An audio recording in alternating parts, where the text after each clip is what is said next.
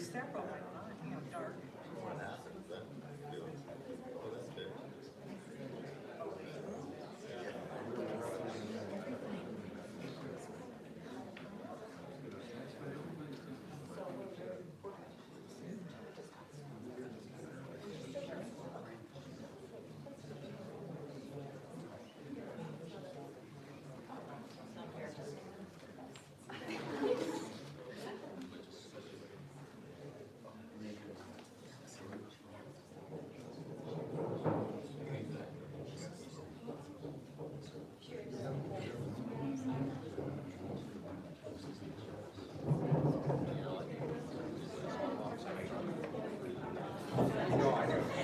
I was halfway in the middle of the road.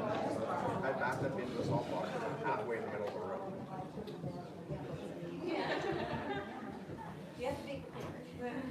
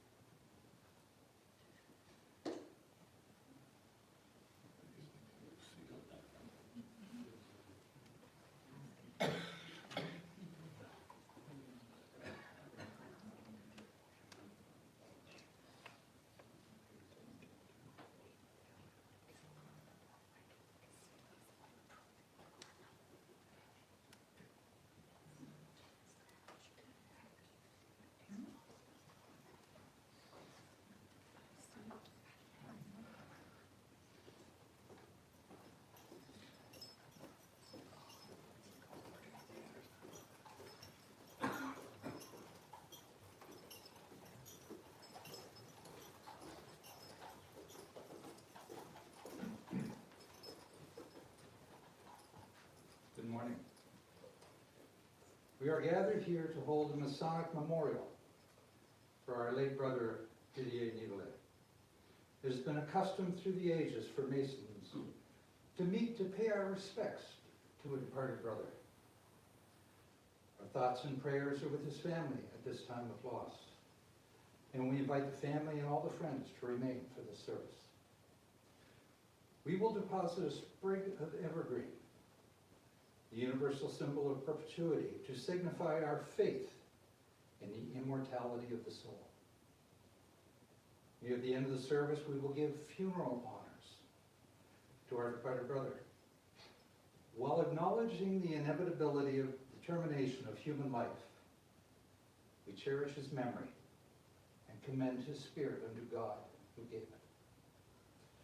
And we invite you all to remain seated during the ceremony, and your presence will help us participate as we bid farewell to our brother.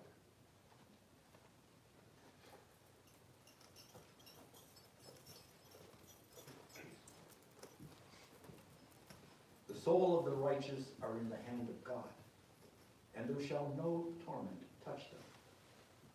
In the sight of the unwise they seemed to die, and their departure is taken for misery. And their going from us to be utter destruction, but they are in peace. For though they be punished in the sight of men, yet and their hope for full immortality. And having been a little chastened, they shall be greatly rewarded. For God proved them, and God found them to be worthy to himself.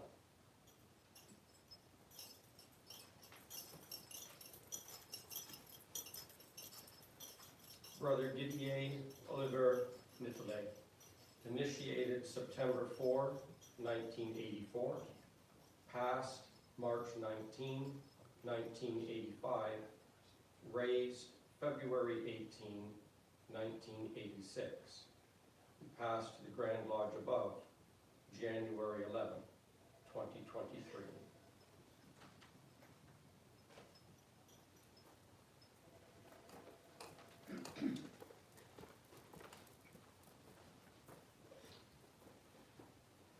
My brethren, we are again called upon the most solemn admonition to regard the uncertainty of human life and the inevitable termination of all earthly pursuits. For we meet to pay a last farewell to the mortal remains of a brother. Those last offices paid to the dead provide an opportunity to express our sense of loss and to offer a tribute to the memory of the departed, while they enable us to likewise to bear witness to our belief in the immortality of the soul.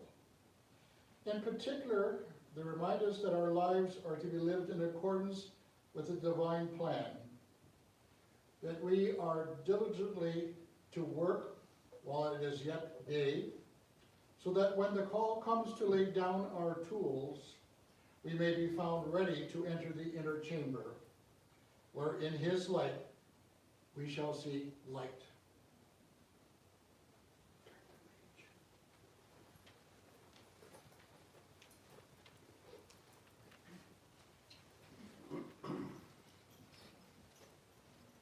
While we sorrow for our loss, let us lift up hearts of thanksgiving for a life well spent, for work well done. And let us humbly pray that we may be given grace and strength and wisdom to enable us to perform our duty in the pathway of life's service. By the light of the divine countenance, we shall then pass without fear through the valley of the shadow, and at last shall receive the reward of true virtue and acquire the possession of an immortal inheritance. For death cannot keep us from the face of God, whose strong grip will free us and lift us out of the shadows of the light that cannot die.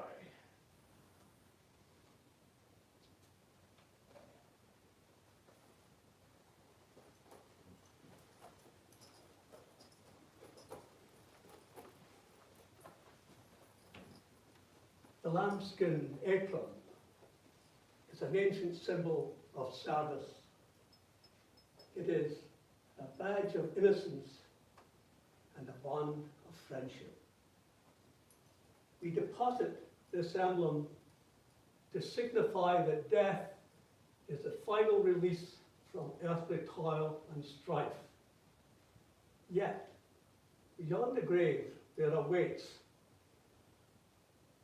a new unveiling of truth, a nobler life of service. There, God's servants will serve him, and they shall see his face.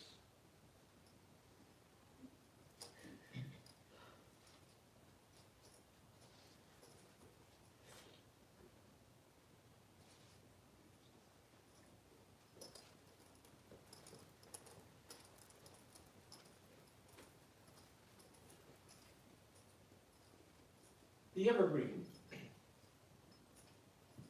is It's an emblem of our faith in the immortality of the soul. By it, we're reminded of our high and glorious destiny beyond the world of shadows. And that there dwells within this tabernacle of clay an imperishable and immortal spirit, which the grave shall never receive and over which death has no dominion.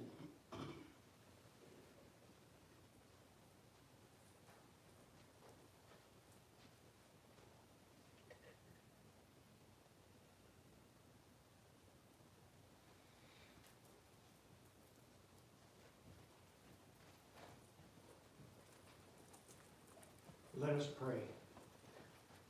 Almighty and most merciful God, in whom we live and move and have our being, and before whom all men must hereafter appear to render an account of the deeds done in the body, we do most earnestly beseech thee to impress upon our minds the solemnities of this day.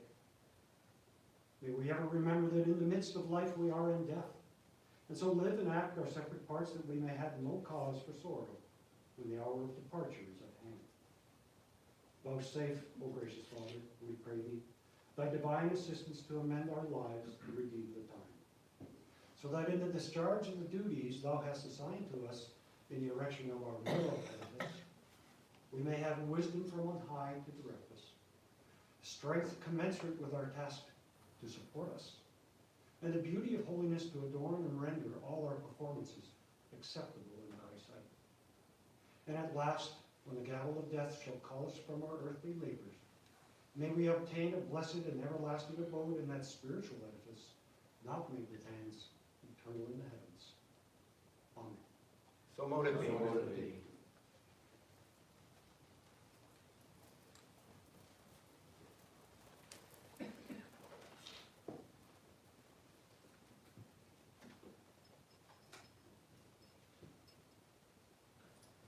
O Lord, support us all the day long of this troublous life, until the shadows lengthen and the evening comes, and the busy world is hushed.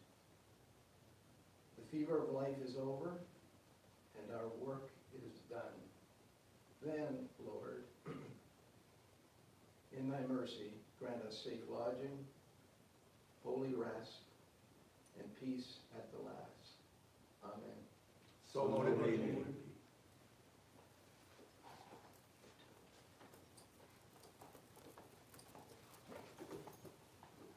The brethren will copy my example and say after me. We celebrate his life. We celebrate his life. We cherish his memory in our hearts. We cherish his memory in our hearts. And we commend his spirit to God who gave it. And we commend his spirit to God who gave it.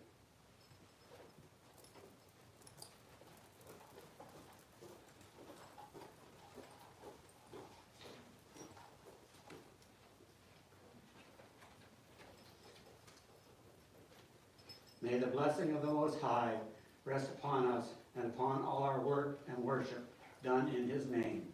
May he give us light to guide us, courage to support us, and love to unite us, and now and forevermore. Amen. So mote it be. Here endeth the Masonic service. There will be a slight pause before the commencement of the funeral service.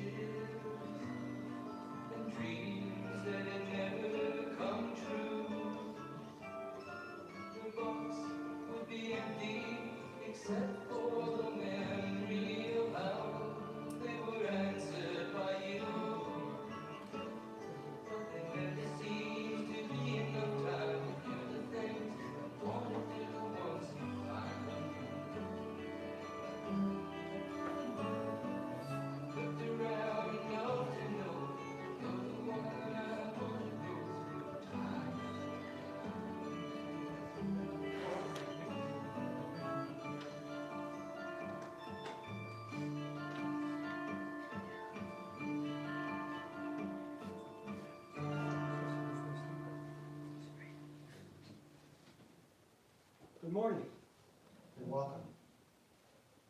Thank you for coming today.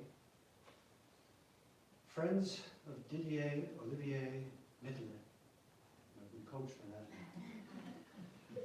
Thank you for coming today to honor and remember our mutual friend, husband of Jane, father of Rochelle, and virtual father-in-law of Jason. I believe he was looking forward to being the father to the son that he never had. And of course, we can't forget his canine family and children, Pokey, Tilly, Indy, and Lois. Didier was born on November 1st, 1949, and passed mercifully and quickly on January 11th, 2023, fulfilling his 70 on this mortal plane. But that's hardly the measure of success, certainly not his, for he wasn't one for just putting in time. We would all like to believe when we reach this finality that we succeeded in life, but what is success? As Ralph Waldo Emerson suggests, it is to laugh often and much, to win the respect of intelligent people and the affection of children, to earn the appreciation of honest critics and endure the betrayal of false friends, to appreciate the beauty, to find the best in others, to leave the world a bit better, whether by a healthy child, a garden patch, or a redeemed social condition. To know even one life has breathed easier because you have lived. This is to have succeeded. As we'll see from the recollections of his family and friends, Didier succeeded in all these respects. Arriving in Canada at the age of 21 in 1971, Didier set about reclaiming his Canadian birthright, a right inherited from his father owing to his grandfather, who for a time homesteaded in Manitoba, and during that time Didier's father was born. Didier was born in Hamburg, Germany, during the Nuremberg trials, and raised in Belgium, near the city of Waterloo, the original one. So technically he was a German, but his heart was Walloon. When he came to Canada, he had completed his primary and secondary schooling as well as graduating from the Naval Academy. From this jumping off point, he led a varied and fulfilling professional and personal life. From 1971 to 83, he was a reservist in the Canadian Navy, honorably discharged with the rank of lieutenant, maritime surface and subsurface officer, which apparently meant he could serve in a submarine. Fortunately for him, that was unlikely to happen in the Canadian Navy, unless he relocated to the West Edmonton Mall. At the same time, he served in the merchant marine, above the waterline, on various vessels ranging from tankers to cruise ships. His accomplishments and career service saw him being made a member of the Company of Master Mariners in March of 1997. A very singular thing. More importantly, while serving on a cruise ship, he met the love of his life, Jane. And I thought the Love Boat episodes were all fabricated, but theirs is a true one. His career in the bounding main informed his character throughout life. It made him resourceful, decisive, and a man of clear thinking, with a concern for the welfare of others without being unduly influenced by sentimentality. These qualities could be misinterpreted as being uncaring and misanthropic, but quite the opposite is true. He was a man of many talents and possessed a desire to help the less fortunate.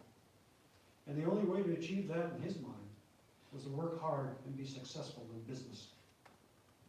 As he was known to say, there's the right way, the wrong way, and there's my way.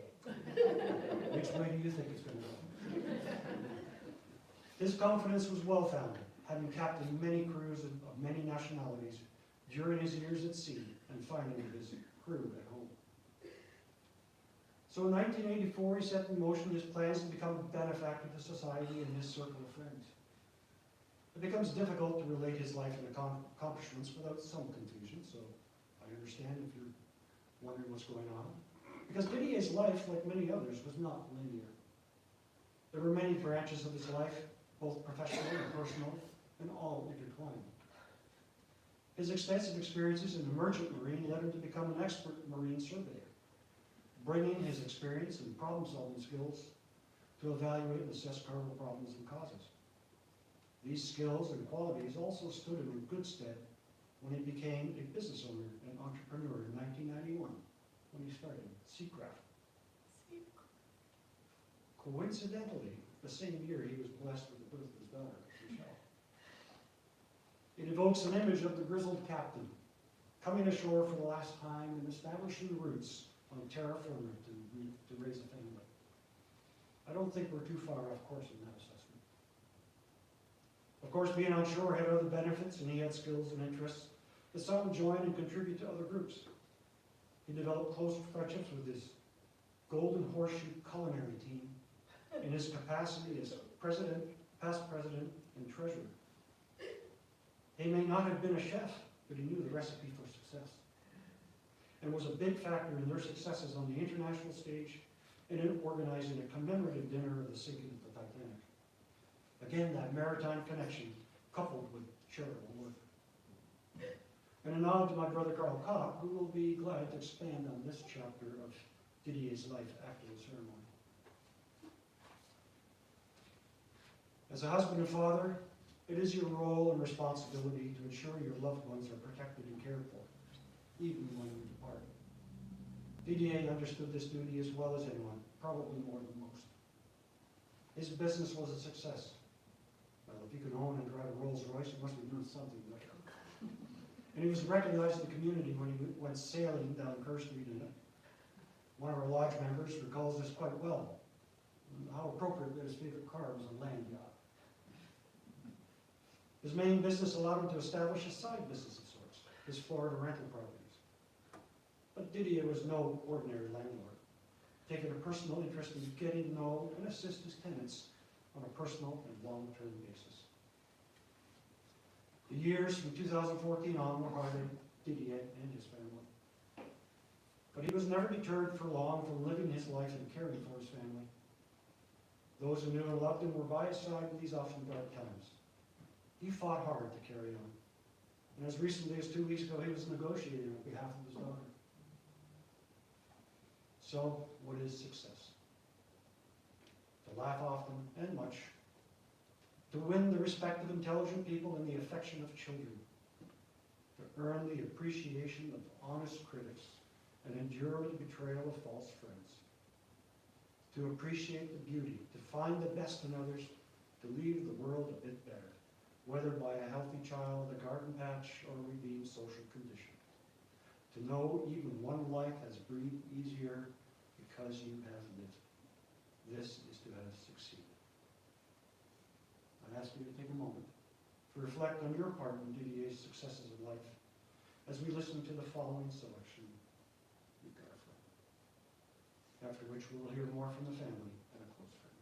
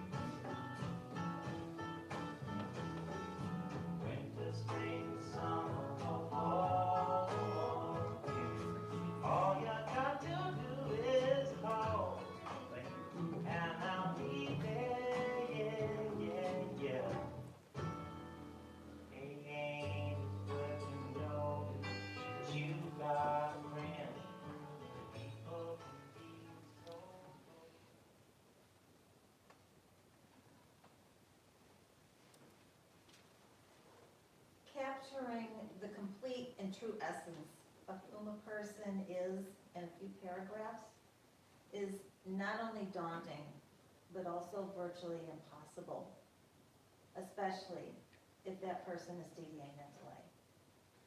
Didier was unique. We hear the term big personality, but he was the epitome of a big personality. He was simultaneously quick thinking, but analytical. Thoughtful and caring inside, but straightforward and demanding on the outside. No nonsense when a job had to be done, but full of mischief and unexpected comments when the opportunity arose, or when he just plain decided to create the opportunity. He publicly exuded confidence, but privately was also very humble. He could be extremely self-sufficient, but he didn't hesitate to say, "Jane, as long as you're up, would you get me?" Most of all, he was caring, generous, repeatedly willing to help others in need, and continually looking out for our family, past, present, and future. And even more important, he was ours, a husband, father, and a friend. Several years ago, one of those quirky internet articles popped up on Facebook. It was a list characterizing Belgians. At the time, I shared it with Rochelle, pointing out, "We know this man." It said, "Belgians take their beer very seriously." Didier was elated when Stella Artois made its way across the ocean to Canada, until they started brewing it in North America, and he immediately recognized a different taste. I had to check any new restaurant where we wanted to go to see if they had Stella on draft, or he wouldn't go. Belgians love their chocolate. Being able to find and order hard-to-get Côte d'Or chocolate from Belgium led Didier to embrace online shopping. He regularly ordered it by the case and stuffed his coat pockets with it when he went out. To a Belgian, French fries are at the top of fine dining, no matter if the venue is a 5-star Michelin restaurant or the local French fry stand. Didier was on a continual quest to find fries that replicated the ones in Belgium. He also insisted on eating them with mayonnaise. One time, he held up a McDonald's drive-through line for 7 minutes until they would agree to sell him some mayonnaise. The final attribute this article identified particularly rings true for Didier. It said, Belgians have a very dry sense of humor. They will likely slip you a few alternate facts. Didier found his time on board the cruise ships ideal for this. One day, the restaurant maitre d' stormed up to the bridge, demanding an explanation. Didier had gone on deck asking passengers if they had gotten their whale cookies from the dining room so they could see and feed the whales. There was no such thing as a whale cookie. A different day, he bet a fellow officer that he could get the ship to list without using any instrument at all. The other officer should have known better than to bet Didier, but he fell for it. Didier went on deck with one of the mates and said, "Follow my example." He then went to the side, pointed in the distance, and said loudly enough to be overheard, "Well, mate, there it is. You see it now, don't you?" A few minutes later, the passengers had all gathered on one side of the ship. Some believed they saw it. Others searched, but in the meantime, the ship was listing and Didier had won his bet. Finally, another day, after giving the bridge tour, a passenger approached him and said, "Sir, you're full of poo." Now, Didier would not hesitate to say the word, by the way.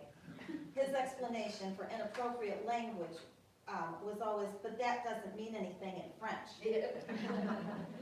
I would never use inappropriate language in French. I'm not so sure about that. Somewhat taken aback by this man, Didier said, "I beg your pardon?" The passenger identified himself, former Naval Admiral somebody, and added, "Full of poop, but very well done. Thanks for the entertainment." Didier's practical jokes and gift of gab did not start or stop when he was at sea. When he was in high school and a friend's sister got married, they slipped in the Catholic Church beforehand and put goldfish in the basins of holy water. When transitioning from his maritime career to owning sea and craft, he worked briefly at Oakland Lincoln Mercury. Someone once said Didier could sell a dead horse to a racetrack. He never sold a dead horse to a racetrack, but he did sell 2 cars to a woman who didn't even have her driver's license yet. In his first month at Oakland, he outsold all the other salesmen. One day, a prospective buyer came in and wanted to see the car's trunk. When Didier opened it, the trunk was full of water, to which the woman predictably exclaimed, "Oh my gosh, there's something wrong. This trunk is full of water." Typically, Didier, without hesitation, replied, "Oh no, ma'am, we filled it up the other day and all the water is still there, I promise." Didier faced innumerable obstacles in recent years, but maintained his sense of humor. One day he mentioned to fellow prosthetic patients at rehab therapy that he was there for a motor for his leg. Of course, they all wanted one too. As he anticipated today, he instructed us on 3 things. He wanted to be buried in uniform, he wanted to be cremated, and he wanted his pockets filled with popcorn kernels. I saw to 2 out of the 3. As for the 3rd, you'll have to talk to the people from the funeral. We did tell them though. We always learned, you followed Didier's directions or he'd find out and he'd ask you why you hadn't. Rochelle and I have often been in awe of how Didier got things done. Jason was amused but recognized him as a man to be respected. As a master mariner, Didier navigated ships around the world. As a marine surveyor, he successfully represented both large corporations and mom-and-pop businesses dealing with produce, to steel, to porcelain and antiques. As a businessman, he created a framing gallery when he had no previous knowledge of the field. He guided it to become Halton's largest picture framing gallery and part of Kerr Street's metamorphosis. As a family man, he repeatedly managed to find out what his Christmas presents were almost every year, no matter what steps we took to deter him. He managed to escape traffic tickets by speaking only English when pulled over in France, and only French when pulled over in Florida. When he wanted to find a Tim Hortons on his first night in the Shadok facility at Hamilton General Hospital, the president of the hospital wheeled him through all the halls to get his cup of coffee.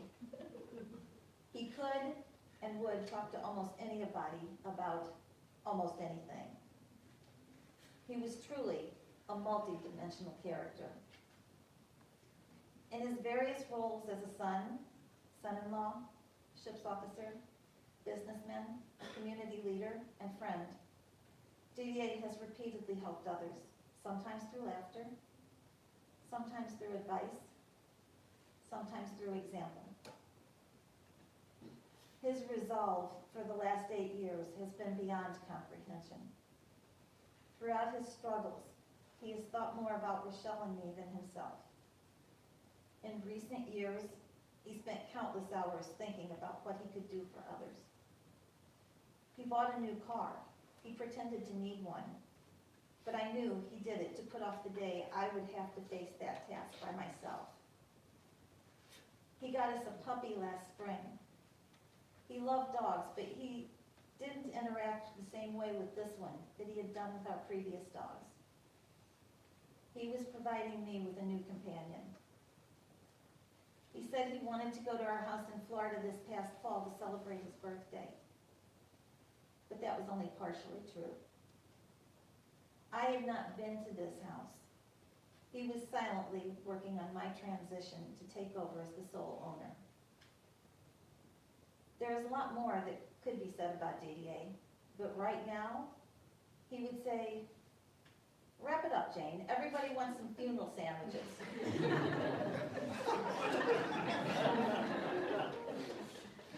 The events on Wednesday, January 11th, came somewhat unexpectedly, but Didier had been preparing us.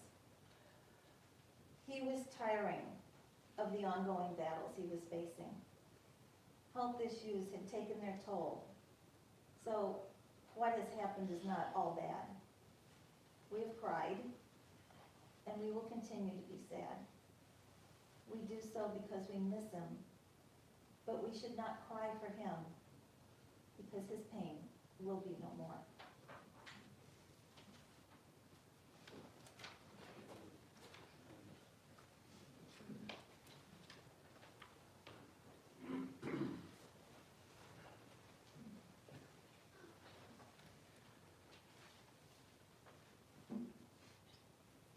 My dad always said anything over 3 people is a party.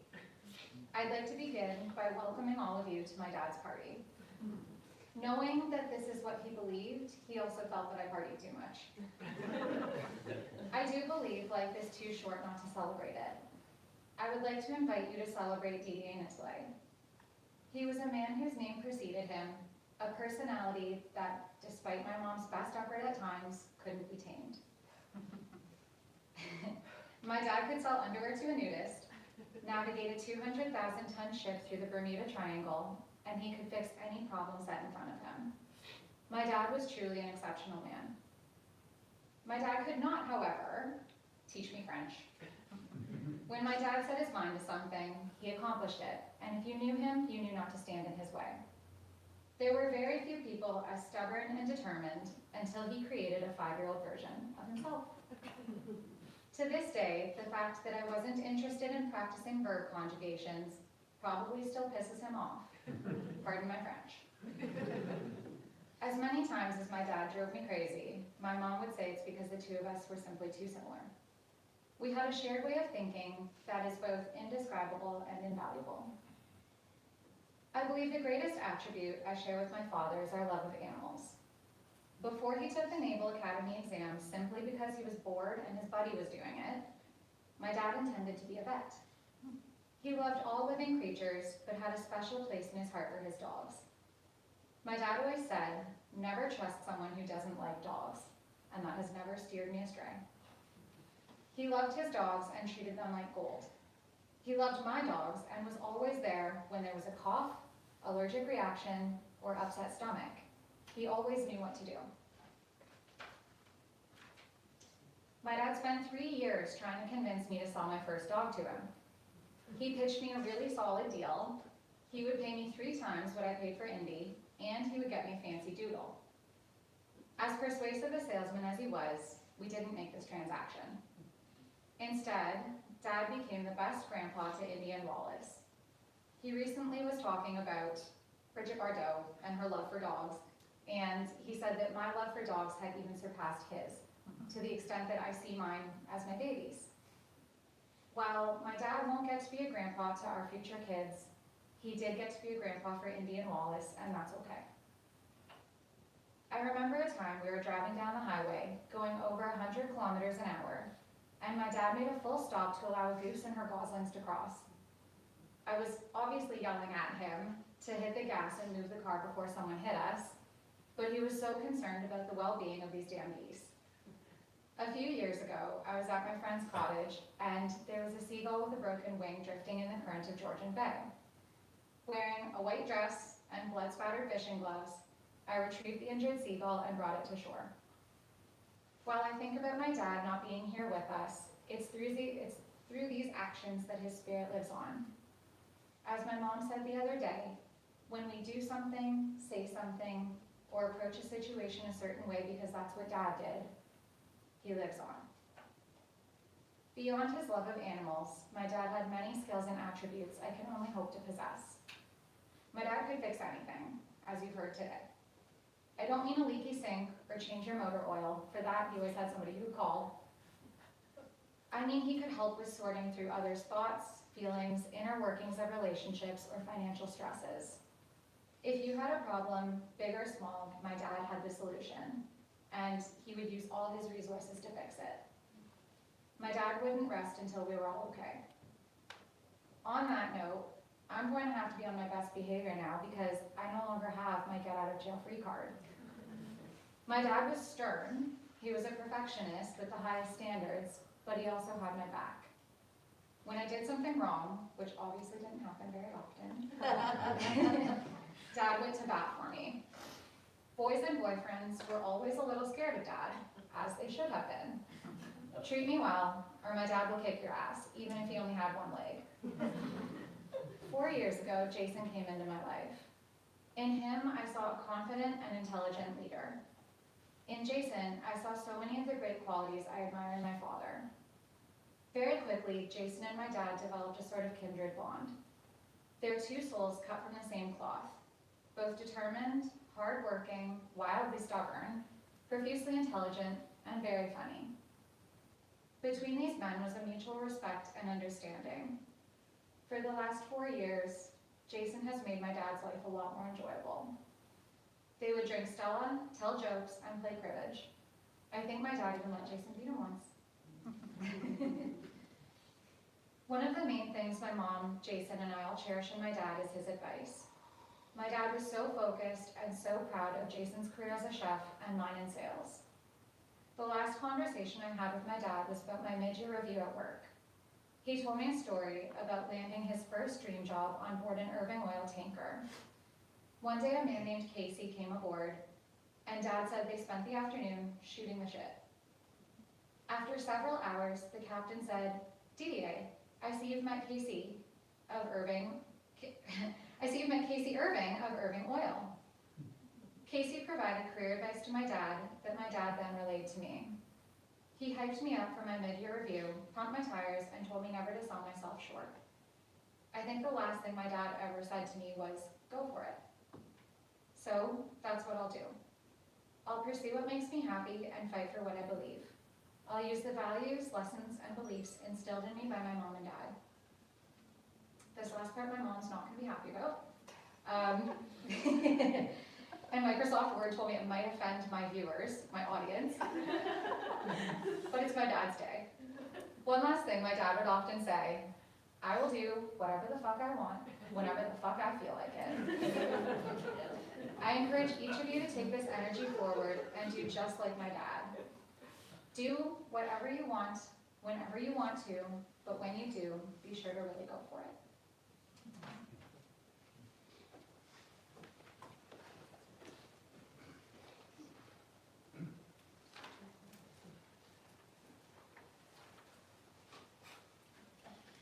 So we come to the end of the program because, and we're a little early, because unfortunately, our last speaker is still stuck in traffic. He's commuting here from Niagara on the Lake, so he encountered a big accident occurred on QEW at Beesville, so I think he's having trouble getting through that. Hopefully he'll show up for the reception, and we'll have an opportunity to listen to him regale you with their close friendship.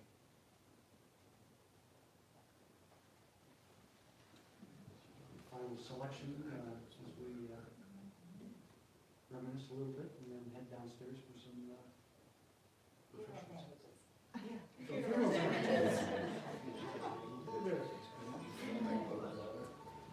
Thank you.